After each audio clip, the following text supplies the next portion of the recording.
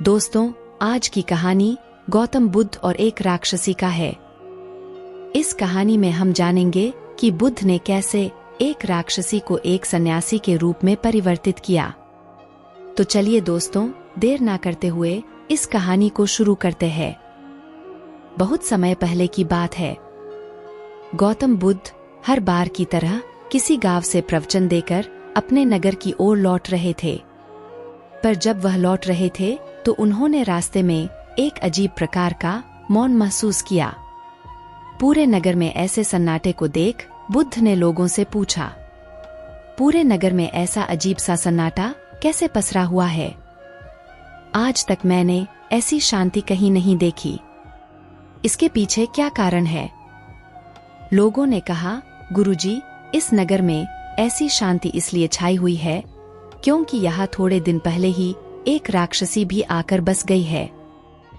बात यह नहीं है कि वह राक्षसी यहाँ आकर क्यों बसी, बल्कि असली बात यह है कि वह राक्षसी नगर के सभी बच्चों को एक एक करके उठा ले जाती है और फिर उनको खा जाती है। इसी बात के चलते लोग हर पल दहशत में रहने लगे हैं। सभी अपने बच्चों के साथ घरों में दुबक कर रहने लगे हैं। जैसे ही बुद्ध ने यह सारी बात सुनी, उनकी आंखों में आंसू आ गए। वह सोचने लगे कि कैसे कोई इतना घिनौना काम करके खुश रह सकता है। बुद्ध ने अपने अनुयायियों को भेजकर उस राक्षसी के बारे में पता लगाया।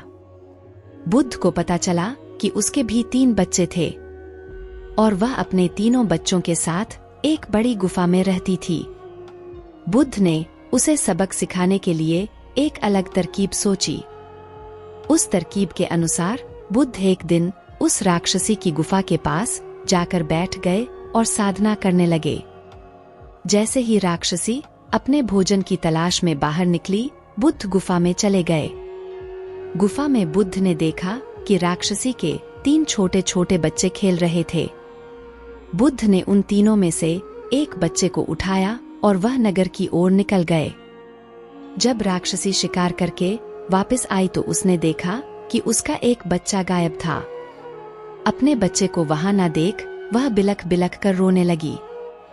फिर वह अपने बच्चे की तलाश में निकल पड़ी। उसने अपने बच्चे को हर जगह ढूंढा पर वह उसे कहीं नहीं मिला।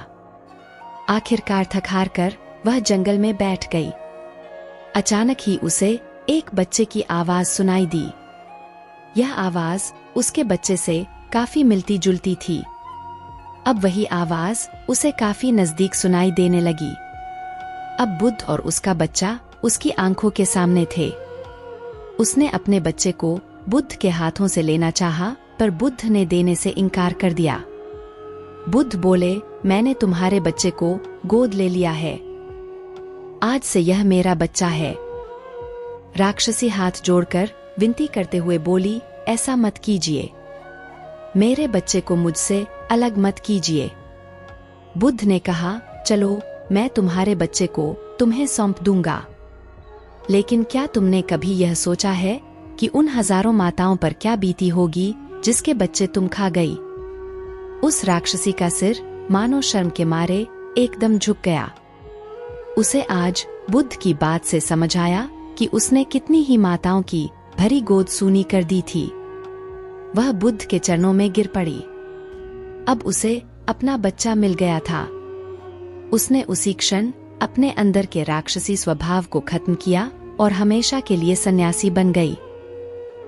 दोस्तों, मुझे उम्मीद है कि यह कहानी आप सभी को अच्छी लगी होगी और आपको इस कहानी से कुछ सीखने को मिला होगा। ऐसी ही और स्टोरी के लिए प्लीज आप वीडियो को लाइक करके चैनल को सब्सक्राइब कर ले। मैं हर दिन ऐसी स्टोरी लाती रहती हूँ।